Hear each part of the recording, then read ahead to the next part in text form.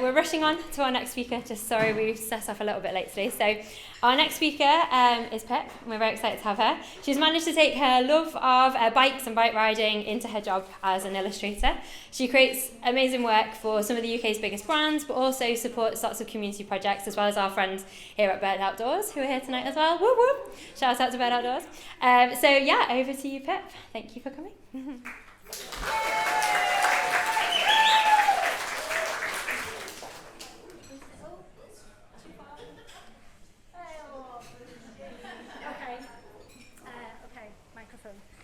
Hi everybody, thank you for coming, and it's been great listening to other inspiring ladies in the cycling universe. So to just introduce myself, my name is Pip Claffey and I'm a freelance illustrator and set up Rune Creative, my illustration business. So the fish will be explained shortly. So this is a little bit of just my hobbies, my passions, what's going on in my head 100 miles an hour all the time. So when preparing for this presentation, I was thinking, where do I start? So I've decided to start at the beginning, which maybe you click. Can I nod? Yeah. So, I'm sure everyone can relate to that time in their lives when the stabilisers go off your bike and you get that sense of freedom. In the generation that I grew up in, you go out in the morning and you'd be out all day on your bike. You wouldn't come back in until you were called in for your dinner. And it was just that sense of freedom, that sense of adventure. It was incredible. I've also always loved to draw from a really early age. And so that's kind of everything that set me on the journey and brought me where I am today. And just looking at this picture, I'm realising that basically got the same fashion sense, same hairstyle, and the same hobby. Can you click me? Okay, so the fish. Fast forwarding a little bit, I studied graphic arts at Liverpool University and specialised in illustration and printmaking there, and did a little bit of graphics as well. And there weren't really jobs for illustrators. They didn't really exist at that time. So I kind of sidestepped to graphic design. And I always felt like a bit of a square peg in a round hole doing my graphics. But I wanted to further my career, I wanted to get on the property ladder, one thing and another. So I did actually work for a guy who did describe me as a salmon swimming upstream. So I don't know if he meant that as a compliment or not, but I did actually totally get where he was coming from.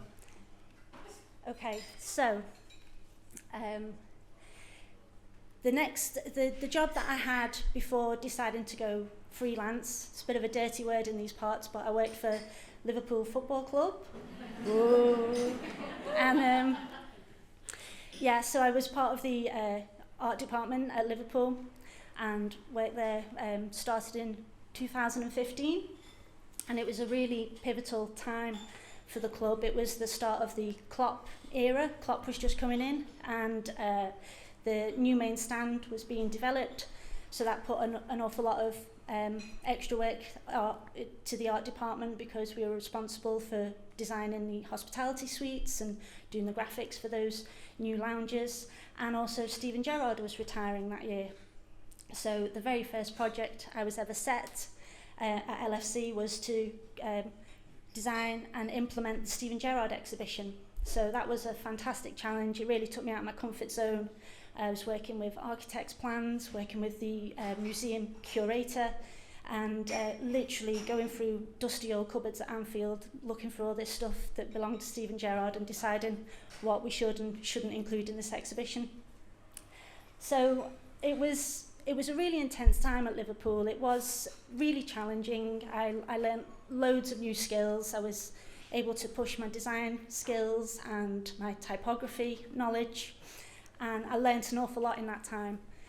But it was also quite a pressure cooker situation, because it was very shifting sands. Depending on how well the team were doing on the pitch would influence what we were working on.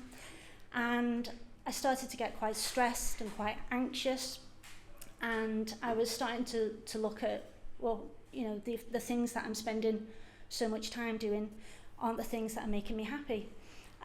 It was a very corporate environment and had strict brand guidelines, as you can imagine, for Liverpool Football Club. There's lots of do's and don'ts. Can't use blue, no way. So I was finding creative-wise, I was feeling a little bit stifled.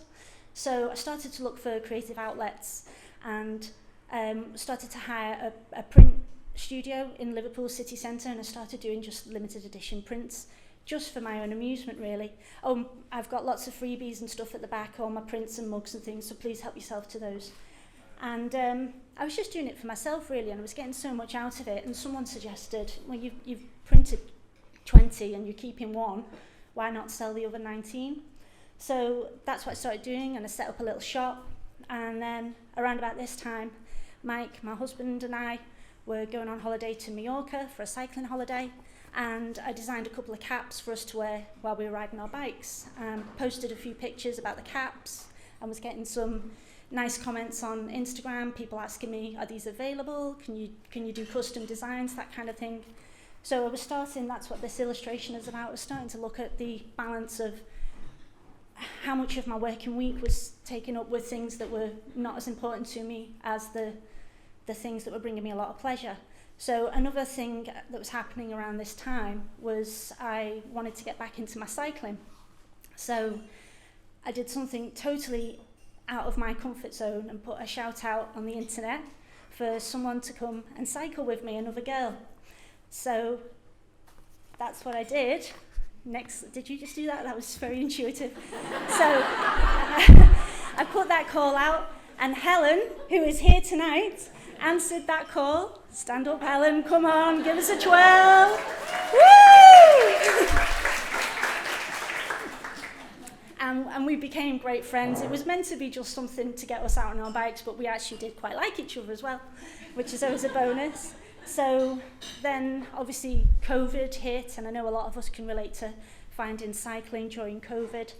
And Helen noticed that some old school friends who she'd lost touch with were starting to go out on their bikes because you needed to socialise outdoors. So they got into cycling really as a kind of necessity in COVID. So Helen reached out to those girls and got back in touch with them, and very kindly brought me into the fold and said, why not come along and meet us? So being my awkward, nervous self, I went along anxiously and wasn't sure what to make of them or what they'd make of me. And we've just got on so well. We go out every Saturday morning, or as much as we possibly can, come rain or shine, and we just have the best time. It's not about Strava records or recording miles, it's just about having a good laugh with each other. And we say, don't we, it's the best part of the week. So I think that's another thing that's so amazing about cycling, is it's just brought people into my life that I wouldn't have met otherwise, like this group of girls. So if we can have the next slide, please, before I get teary. So I was readdressing what was important to me and thinking about lots of stuff like that, and feeling very anxious and like I needed to make a change. And someone said to me, talking about my freelance and encouraging me, a family member said, it's an open door, you just have to walk through it. As much of a cliche as that sounds, it did turn into a very easy decision in the end. I did sit down with my husband Mike and make sure that, you know, we could do it and we were going to be okay, and he was incredibly supportive, and it was a very easy decision in the end, and I never looked back. So in 2018 I went freelance. So that's kind of a little bit about me. So I'm going to just talk you through some key projects that I've worked on. If we can, great. Okay, so Look Mum No Hands is a kind of similar setup to South Station. It was a brilliant bike cafe in London, a real hub for the community. Unfortunately, it did have to close its doors, I think, in 2022.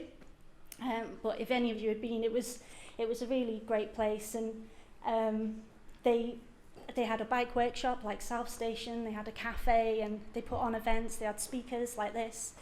And you could also watch a lot of the live cycling or the events that they showed. So they approached me to do window graphics to promote the fact that you can watch the live tours. So I did a peloton where each of the cyclists represents one of the main races.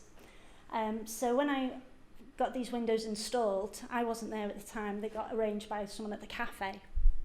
And I went down to London with my dad to just take some pictures. And when I was at the cafe, I didn't really want to introduce myself, or hi, I'm here to look at my work or whatever. So I just kind of nervously went up to the bar and was getting a sandwich for me and my dad. And the guy at the bar was really friendly and was asking me, oh, what are you doing in London? How long are you staying? And I said, well, I'm here to take pictures of the windows. So he was like, oh, right, so you're the illustrator. And that was like, yeah, I am actually.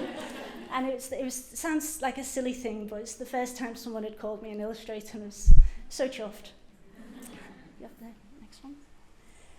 So this is a more recent project that I did for Adidas. It's on their website, and it was to coincide with the launch of their cycling range. So they gave me, for inspiration to work from, the photos from the photo shoots, and I was really impressed with, they had lots of people from different walks of life, different body shapes and types, and they wanted to have that come across in the illustrations.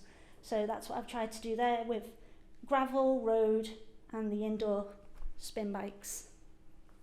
Next one, thank you. So this hasn't actually launched yet, but they did give me permission to talk about it tonight. So I've done a lot of work on and off over the years with a company called Stolen Goat who do cycling apparel, and they approached me to design the logo for the Women's Super Cup and do a jersey for the race team. So it's amateur female cyclists who race on an online platform. So if any of you have used Swift, it's that kind of thing. So mainly the jersey had to just be bold and impactful because it would be the avatar on the online cycling app, but you can also buy the jersey. They're going to get them made as well. So that was a really nice project to be involved in. Next one.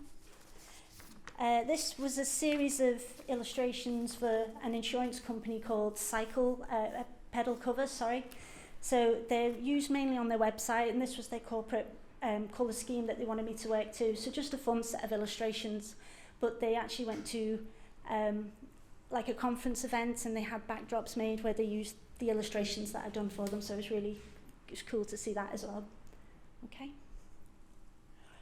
Okay, so this is a recent project. It's literally just been signed off a week or so ago for Canyon bicycles. If anyone knows Canyon, they're a German bike brand. They sell direct to consumer, so you can't just go in a bike shop and buy a Canyon bike. So when I bought my bike, I can remember looking at lots of diagrams on the website to check your arm reach, the length of your legs, everything you can relate to this to make sure that the bike fits you properly. And it was really useful, but they've brought in this new tool which I've done the illustrations for, and it's over 60 illustrations in total to help you find the right model of bike. So the mountain bike one is live, and e-bikes is going to go live in the next couple of weeks, I think. So if you go onto the website, and they move it around a little bit, but I think it's towards the bottom of the home page, you answer a series of questions. Depending on how you answer, it'll tell you what model you should go for. So I think, 60 or so illustrations for that one. This was just a little fun project from quite early days. Don't know if any of you have heard of Catherine Moore. She used to be a presenter at GCN, and she's also does trails for Komoot. She's quite big hitter in the cycling world, and she contacted me to do a simple line illustration that was going to be laser etched on flasks. And then with her permission, I zhuzhed it up with some colour, and I did a cap design using this illustration, and that was quite a popular design. Okay. So I'm just going to refer to my notes because I don't want to miss something on this one. This was for Iris CC. So Iris is a Dutch pro cyclist. She was a pro for 12 years. She retired in 2016, and in 2017 she set up her own cycling apparel brand, Iris CC. But she's also the executive director of the Cycling Alliance. So this is an independent union for pro female cyclists, and it just gives them support if they're in a small team, offers holistic support. It campaigns for change for minimum wage salaries and equal media coverage with the men's cycling. So it was a really good thing to be involved in. I didn't want to miss anything there. And So Iris approached me to do a t-shirt design, and then proceeds of the t-shirt sales would then go towards helping those smaller teams. Okay. So, crazy, mad Photoshop skills going on here. I am a very visual person, and this was a genuine brief that I got from a company called Zero Nuff in the Pyrenees. So they started off as a bicycle retreat, but now they've branched out into yoga and guided walks and hiking and kayaking. And you go and stay with them, and they just, you just have a great time and meet like-minded people. So I wanted to kind of visualize what they'd asked me to create, which was a marmot wearing a bike helmet with bees buzzing around its head, trail shoes over its shoulder, cycling shoes on with socks at the right height, because that's important if you're a cyclist, and holding a fishing rod, and then they did add the walking pole. So I think I was quite pleased with what I came up with. I did send that to them, and they did quite like that, and I thought, oh, no, don't take that one, it's the illustration you want. Okay, thank you. And then another thing for Zero Nuff, we were coming out of COVID and all the rules that we had to, we were under, obligation to follow all these rules, and I think as the world was starting to open up again, they wanted to produce some merch that just got across the free, easy, breezy, chilled kind of vibe that they have. Everyone's welcome. So this was a design that I did for them with a lot of the animals that they have in the fields and the countryside around them. Okay.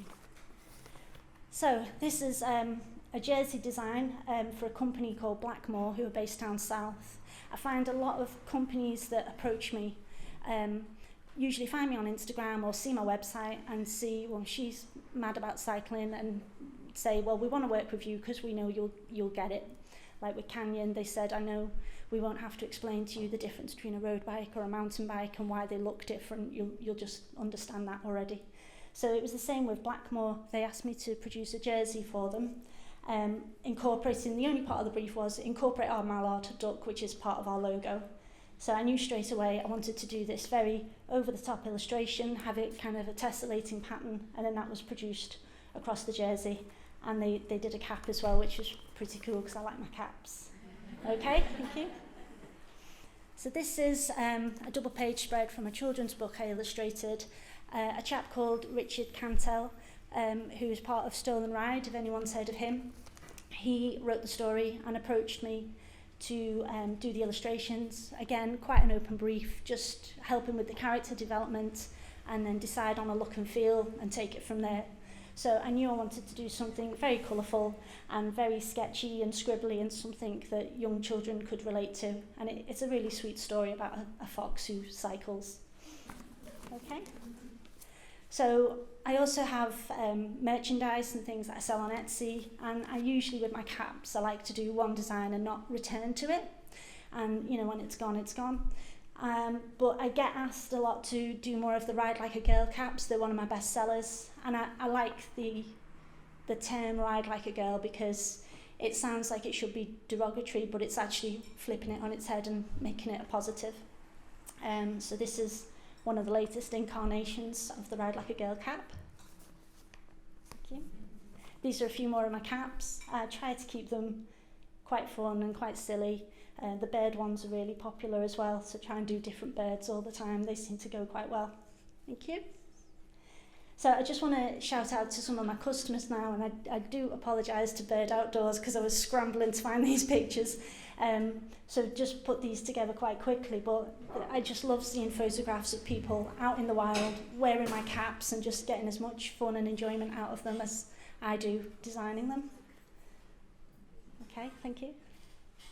So just to circle back around, the importance of cycling to me, I just don't think it can be understated, and I know a lot of the ladies that spoke earlier feel the same. It's brought friends into my life. We plan holidays around it. If we're going on normal touristy holidays, we crowbar in a quick cycle if we can. We did the Coast to Coast a few years ago and absolutely loved it.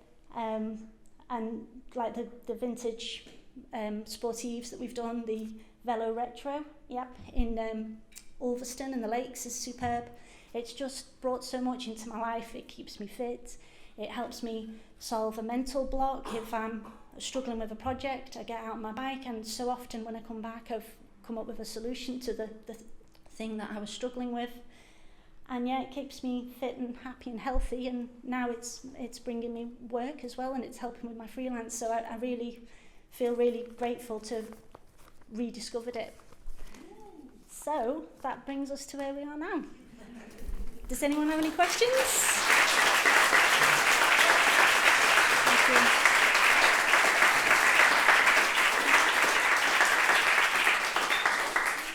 Any questions for Covered it all? Okay. No, you've answered everyone's questions. Well, Great. Thank you so much. Thank you. I'll sit down. Who did you look up to as an illustrator? Before I found out what happened with him, I used to really like Rolf Harris, and then obviously, unfortunately, Rolf Harris. Yeah, But like, I did too. yeah, I know. But Quentin Blake, I love. Oh yeah.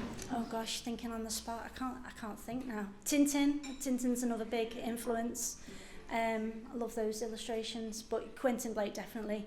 My little home study has got the Cockatoo wallpaper. I don't know if anyone's familiar with those books, but he does a really crazy busy wallpaper, and I've got that on the wall behind my Mac, so I like looking at that and thinking one day I might be that good, but I look up to him. Thank you.